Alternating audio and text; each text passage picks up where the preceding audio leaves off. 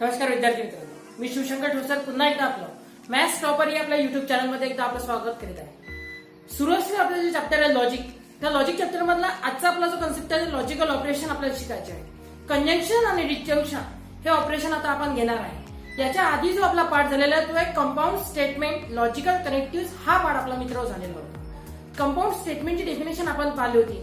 The statement which is form by using the combining two or more than two simple statements by using the logical connectives. Such a statement is formed is called as the compound statement. And compound statement form करण्यासाठी आपल्याला logical connective use होतात. मग आता logical connective काय असतात मित्रांनो? एक प्रकारचे शब्द किंवा शब्दांचा एक समूह म्हणजे वर्ड्स और group of the words which are used to join or combine the two simple statements. Such are the words is called as the logical connective. म्हणजे अशा प्रकारचा आपला आधीचा कन्सेप्ट होता कंपाऊंड स्टेटमेंट, आणि कंपाऊंड स्टेटमेंट झाल्यानंतर आपण शिकलो होतो लॉजिकल कनेक्टिव्ह. आणि लॉजिकल कनेक्टिव्ह जे आपण युज करतो कंपाऊंड स्टेटमेंट तयार करण्यासाठी, तर त्याच लॉजिकल कनेक्टिव्ह वरून आपल्याला काही लॉजिकल ऑपरेशन दिलेले असतात. आता तेच लॉजिकल ऑपरेशन आता आपल्याला बघायचे आहे. आपण बघणार आहे त्याच्यामध्ये कंजंक्शन, डिस्जंक्शन, इम्प्लिकेशन, कंडिशन आणि बाय कंडिशन अशा प्रकारचे 5 जे ऑपरेशन आपल्याला आहेत ते आज आपण शिकणार आहे कंजंक्शन आणि डिस्जंक्शन. मित्रांनो आता आपण बघणार आहे कन्सेप्ट कंजंक्शन.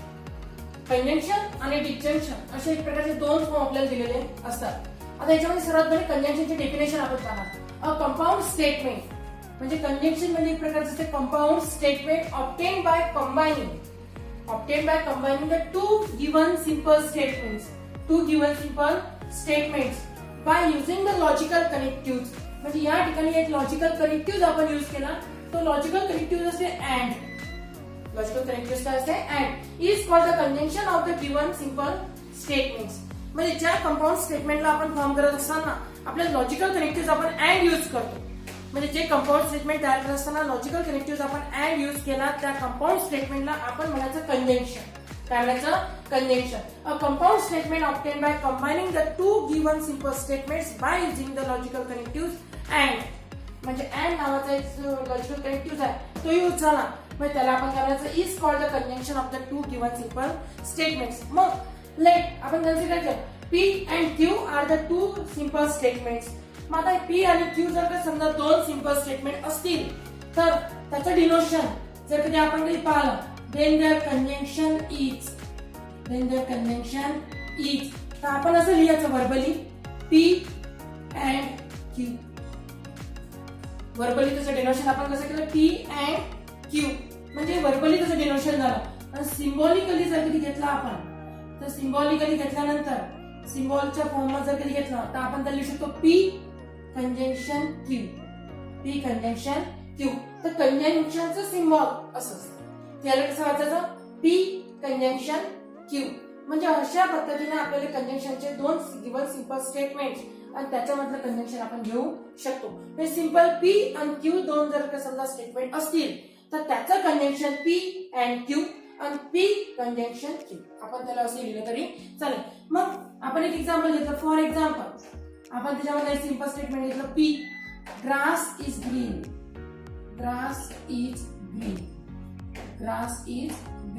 आणि दुसरं सिंपल स्टेटमेंट घेतलं Q स्काय इज ब्ल्यू. म्हणजे अशा प्रकारे. मग आता या दोघांचं कंपाऊंड स्टेटमेंट तयार करत असताना आपण लिहिलं P अँड Q. तर आपलं सेंटेन्स असं येईल. पहिलं स्टेटमेंट P तर P चं सेंटेन्स स्टेटमेंट काय दिलं ग्रास इज ग्रीन. आणि त्याच्यानंतर शब्द आहे अँड स्काय इज ब्ल्यू. म्हणजे अशा पद्धतीने तो सेंटेन्स आलेला असेल. आणि याचंच डिनोशन आपण असंही केलं तरी चालते P कंजंक्शन Q. तुम्ही दोन्ही पद्धतीनं कंजंक्शनचं डिनोशन करू शकता. एक अँड शब्द युज केला म्हणजे वर्बली डिनोशन आणि सिम्बॉल युज केला म्हणजे सिम्बॉलिकली डिनोशन. त्याचं असं आलेलं असते. हे पहिलं एक्झाम्पल आपण त्याच्यामध्ये घेतलं. सेकंड एक्झाम्पल एक आपण घेऊ P. एक आपल्याला दिलेला आहे 2 + 3 > 4. 2 + 3 > 4. मी एक रॅन्डमली कोणते एक एक्झाम्पल घेतलं. त्याच्यानंतर एक स्टेटमेंट घेतलं Q. मग Q मध्ये आपण दिलं A + B ब्रॅकेट स्क्वेअर पुस्तकामध्ये सॉल्व मध्ये दिलेला आहे A² plus twice AB plus B square. म्हणजे अशा पद्धतीचं आपण दोन सेंटेन्स घेतलेला आहे. आणि याचं कंजंक्शन जर घेतलं तर P conjunction Q, P conjunction Q. तर त्याचं डिव्हिजन असते स्टेटमेंट P 2 + 3 > 4. स्टेटमेंट कोणतं आलं P. आणि त्याच्यानंतर कंजंक्शन आहे म्हणजे इथं वर्बली लिहिताना शब्द कोणता आला पाहिजे अँड. आणि त्याच्यानंतर स्टेटमेंट Q तर A + B bracket square is equals A square plus twice AB plus B चा स्क्वेअर. म्हणजे अशा पद्धतीने आपण दोन सिंपल स्टेटमेंटला कंबाईन करतो. आणि कंबाईन करत असताना लॉजिकल कनेक्टिव्ह वर्ड कोणता असते आपला अँड. म्हणजे त्या सेंटेन्सला आपण काय करायचं त्या ऑपरेशनला आपण करायचं कंजंक्शन. म्हणजे अशा पद्धतीचा कंजंक्शनचा आपला कन्सेप्ट आहे. आता कंजंक्शन मध्ये जर कधी आपण कधी पाहिलं तर जे कंपाऊंड स्टेटमेंट तयार होते तर त्या कंपाऊंड स्टेटमेंटच्या दिलेल्या असतात ट्रूथ व्हॅल्यूज. त्या कंपाऊंड स्टेटमेंटची काय असते ट्रूथ व्हॅल्यू. जसं सिंपल स्टेटमेंटची ट्रूथ व्हॅल्यूज असते तसं त्या दोन सिंपल स्टेटमेंट पासून जे कंपाऊंड स्टेटमेंट तयार होते त्या पूर्ण कंपाऊंड स्टेटमेंटची काय दिलेली असते आपल्याला ट्रूथ व्हॅल्यूज. मग आपला पुढचा कन्सेप्ट आहे ट्रूथ व्हॅल्यूज. पुढचा कन्सेप्ट आपला कोणता आहे truth values of a compound statement किंवा कंजंक्शन ऑपरेशन. मग आता या ऑपरेशन मध्ये आपल्याला ट्रूथ टेबल दिलेलं असतं. या ऑपरेशन मध्ये आपल्याला काय दिलं असतं ट्रूथ टेबल. तर ट्रूथ टेबल जेव्हा आपण घेतो किंवा ट्रूथ व्हॅल्यूज घेतो कंजंक्शन ऑपरेशनची तेव्हा केव्हाही लक्षात ठेवायचं जेव्हा दोन्ही स्टेटमेंट ट्रू असतील, जेव्हा दोन्ही स्टेटमेंट कशा असतील ट्रू असतील तेव्हा त्याच्या कंजंक्शनचा रिझल्ट त्याची ट्रूथ व्हॅल्यू काय असते ट्रू असते. म्हणजे if the truth values of the P and Q किंवा P conjunction Q is true when the given two simple statements are also true.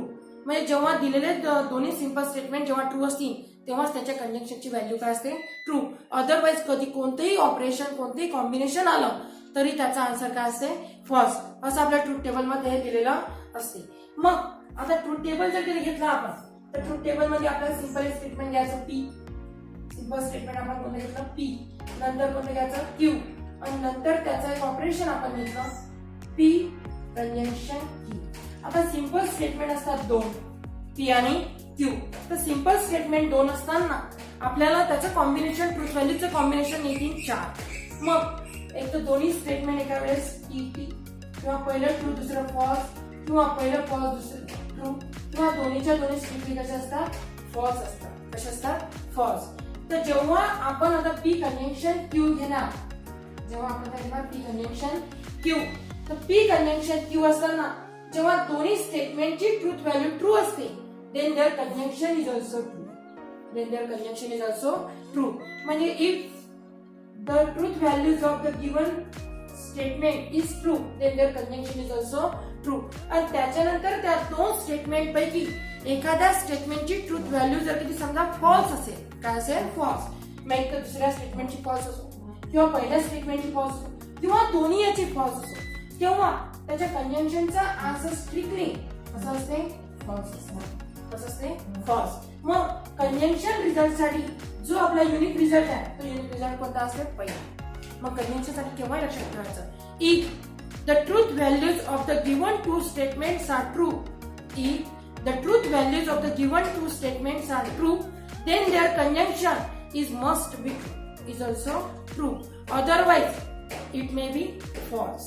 लक्षात म्हणजे दोन स्टेटमेंट जेव्हा स्ट्रिक्टली ट्रू असतील तेव्हा त्याचा आन्सर कसं राहील ट्रू किंवा दोन पैकी कमीत कमी एक कधी फॉल्स असेल तर त्याचा आन्सर काय असते फॉल्स. तर अशा पद्धतीचं आपल्याला हे ऑपरेशन दिलेलं असते कंजंक्शनचा ट्रूथ टेबल. लक्षात म्हणजे हा झाला concept truth table of the conjunction operation. म्हणजे अशा पद्धतीचं कंजंक्शन ऑपरेशन आहे. फक्त कंजंक्शन ऑपरेशन मध्ये नवीन कन्सेप्ट आणखी एक असा आहे की जेव्हा लॉजिकल कनेक्टिव्ह आपल्याला अँड दिलेला असते तेव्हा आपण कंजंक्शन ऑपरेशन यूज करतो. मग कंजंक्शन ऑपरेशन फक्त अँड साठी यूज नाही होत. आणखी काही असे वर्ड्स असतात म्हणजे आपण जर कधी म्हटलं की words for conjunction operation conjunction म्हणजे असे कोणकोणते वर्ड्स असतात. एक असते बट. एक वर्ड कोणता असते बट शब्द आला तरी ऑपरेशन कोणतं कंजंक्शन. नंतर एक असे स्टील. त्याच्यानंतर व्हाईल त्याच्यानंतर मोर ओव्हर एक्सेट्रा. आणखी एक शब्द असते याच्यामध्ये एट YET. आणखी शब्द घेऊ आपण दो.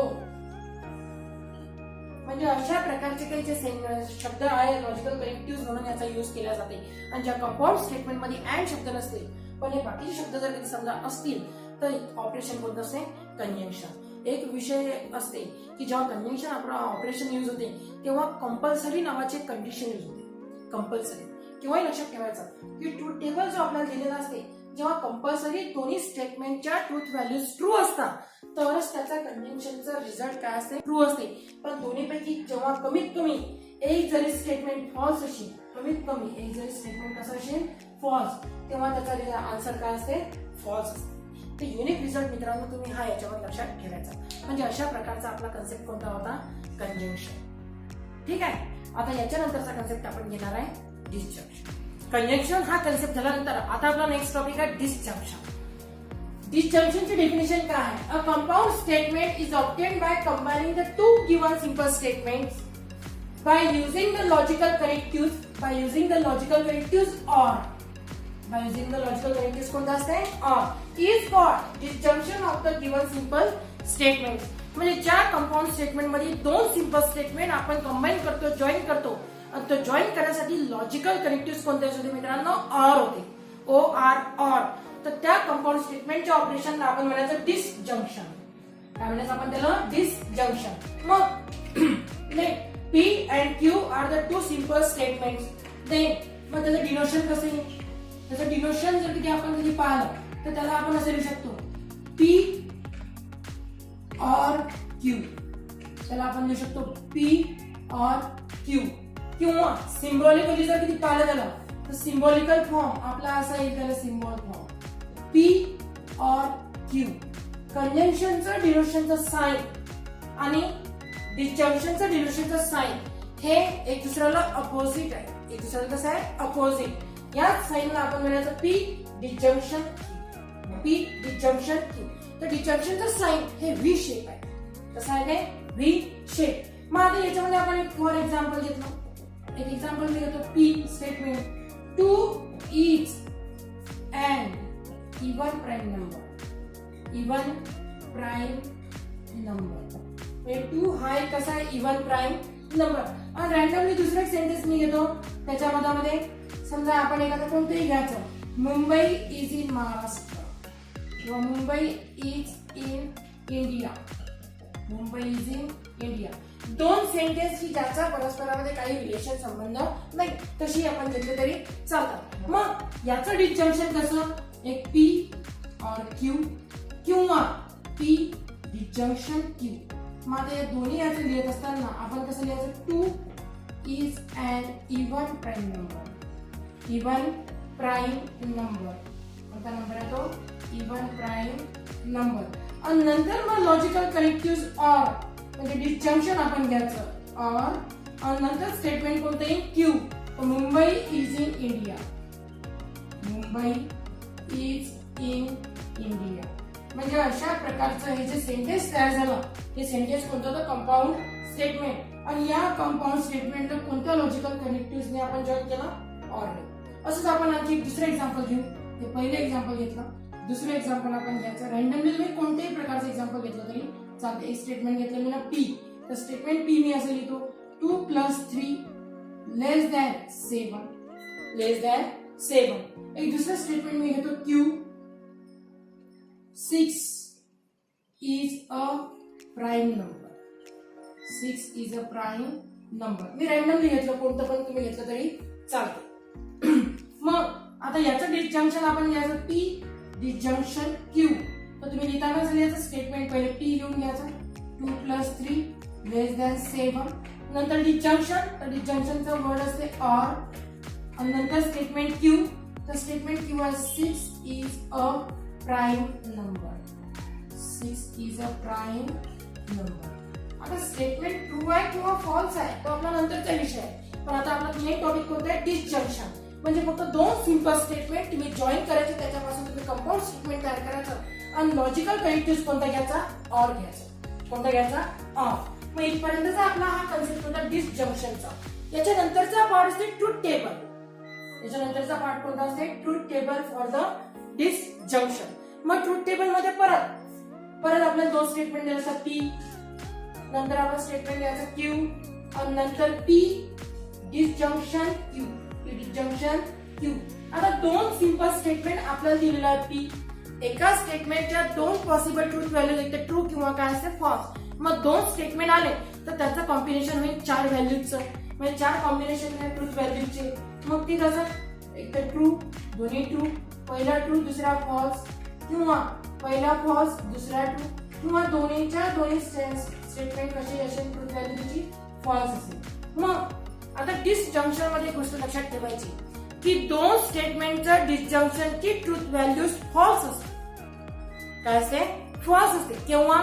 जेव्हा दिलेले दोन्ही स्टेटमेंटची ट्रूथ व्हॅल्यूज काय राहील? फॉल्स राहील. म्हणजे disjunction of the two simple statements and their truth values is always false when the truth values of the two simple statement is also false. आणि लक्षात म्हणजे जेव्हा दोन्ही स्टेटमेंटची दिलेल्या दोन स्टेटमेंटची ट्रूथ व्हॅल्यू फॉल्स असेल तरच त्याच्या डिसजंक्शनची व्हॅल्यू काय असते मित्रांनो? फॉल्स असते. हा याच्यामधला युनिक रिझल्ट आहे. हा याच्यामधला काय आहे? Unique result. आणि जर कधी समजा दोन स्टेटमेंट पैकी कमीत कमी एका स्टेटमेंटची ट्रूथ व्हॅल्यू ट्रू असेल, कमीत कमी एका स्टेटमेंटची ट्रूथ व्हॅल्यू कशी असेल? True. then their disjunction is also true. तर हा एक ट्रूथ टेबलचा कॉन्सेप्ट तुम्हाला लक्षात ठेवायचा आहे. डिसजंक्शन मध्ये जेव्हा ज्या दोन कंपाऊंड स्टेटमेंट, ज्या दोन सिंपल स्टेटमेंटचं कंपाऊंड स्टेटमेंट आपण घेतो, जर समजा दिलेल्या दोन स्टेटमेंटच्या ट्रूथ व्हॅल्यू फॉल्स असतील तर त्या दोन स्टेटमेंटच्या कंपाऊंड स्टेटमेंटची ट्रूथ व्हॅल्यू पण कशी राहील? फॉल्स राहील. जर का समजा दोन्हीपैकी एकाची ट्रूथ व्हॅल्यू ट्रू असेल तर त्याचं डिसजंक्शन काय असते मित्रांनो? ट्रू असते. तर अशा प्रकारचा हा काय आहे? Truth table. तर कंजंक्शन हे जे एक ऑपरेशन असते, कंजंक्शन एक कंपल्सरी ऑपरेशन आहे, कंपल्शन त्याच्यामध्ये असते. डिसजंक्शन एक ऑप्शनल आहे. डिसजंक्शन कसं आहे? ऑप्शनल. त्याच्यामध्ये रेस्ट्रिक्शन जास्त राहत नाही. मग आता याच्यामध्ये किती आपण कधी पाहा डिसजंक्शन मध्ये जेव्हा दोन्ही स्टेटमेंटची ट्रूथ व्हॅल्यू फॉल्स आहे तेव्हाच त्याच्या डिसजंक्शनची व्हॅल्यू काय आहे? फॉल्स आहे. पण दोन स्टेटमेंट पैकी कमीत कमी एक जरी स्टेटमेंट ट्रू असेल, कमीत कमी एक म्हणतो मी, जास्तीत जास्त किती असले तरी चालतं, मग कमीत कमी एक तरी व्हॅल्यू ट्रू असेल तर त्याचा रिझल्ट काय आलेला आहे? ट्रू. हे त्याच्यामधलं एक युनिक डिफरन्स, युनिक रिझल्ट तो तुम्ही लक्षात ठेवायचा.